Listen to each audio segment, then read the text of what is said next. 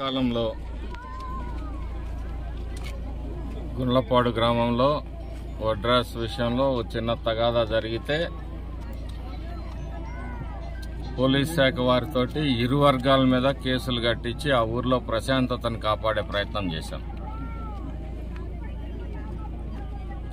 దానికి కొంతమంది వైసీపీ నాయకుల్ని వెంకటరామయ్య అనే వ్యక్తి తరచూ వారితో సంప్రదింపులు, వారితో సంభాషణలు జరుపుతున్న విషయం తెలుసుకుని మందలించడం కూడా జరిగింది.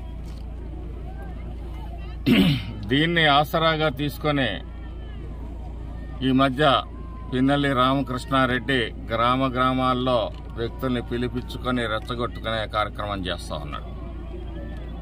నేను అనేక సందర్భాల్లో జమ్మలమడకలో కానీ, నాగులవరంలో కానీ, గుండ్లపాడులో కానీ, సిరిగిరిపాడులో ఎస్సీల మధ్య చిచ్చు పడ్డ రోజు కూడా ఇరు వర్గాల మీద కేసులను బట్టి లా అండ్ ఆర్డర్ని కాపాడమని చెప్పేసి ఇచ్చేసాను తప్పితే ఎక్కడ ఏకపక్షంగా వ్యవహరించలేదు.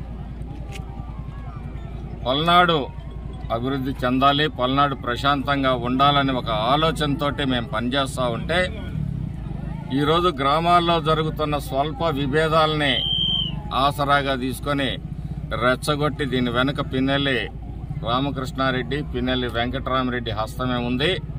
దీన్ని పూర్తి స్థాయిలో దర్యాప్తు చేసి దోషుల్ని గుర్తించి శిక్షించాల్సిందిగా పోలీస్ శాఖను కోరుతా ఉన్నాము.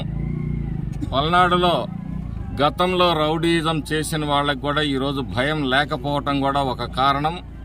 ఈరోజు జరిగిన ఇన్సిడెంట్లను మాత్రమే పోలీస్ శాఖ పరిగణలోకి తీసుకోవటం కాదు, గతంలో జరిగిన ఇన్సిడెంట్లను కూడా, గతంలో ఎవరైతే ఇక్కడ రౌడీయిజాన్ని విద్వేషాలని రెచ్చగొట్టి ఇచ్చేశారో వాళ్ల మీద కూడా కఠినంగా వ్యవహరించాల్సిన అవసరం ఉంది. ఈ రోజుకి కూడా ఆ రోజు మాచర్లలో పోలింగ్ ముందు, పోలింగ్ రోజు, పోలింగ్ తర్వాత విధ్వంసం సృష్టించిన వ్యక్తుల మీద కూడా కఠినమైన చర్యలు తీసుకోకపోవటం కూడా వైఫల్యంగానే నేను చెప్పదలుచుకున్నాను.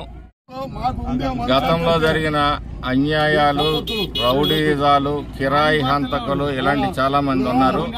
వాళ్ళందరినీ కూడా ఈ నియోజకవర్గంలో ఎవరున్నారో వాళ్ళందరినీ కూడా గుర్తించి కఠినమైన చర్యలు తీసుకోవాలి. మొన్న పోలింగ్ రోజు ఏం జరిగిందో మీడియా ప్రపంచం చూసింది. పోలింగ్ ముందు రోజు, పోలింగ్ తర్వాత రోజు కూడా ఏం జరిగిందో అందరూ చూశారు. వాళ్ళందరినీ కూడా గుర్తించి సివియర్ యాక్షన్ తీసుకోవాల్సిందిగా, ఈ పల్నాడులో శాంతి భద్రతలు కాపాడాల్సిందిగా నేను విజ్ఞప్తి చేస్తూ, చనిపోయిన కుటుంబాలకి తెలుగుదేశం పార్టీ న్యాయం చేస్తుంది.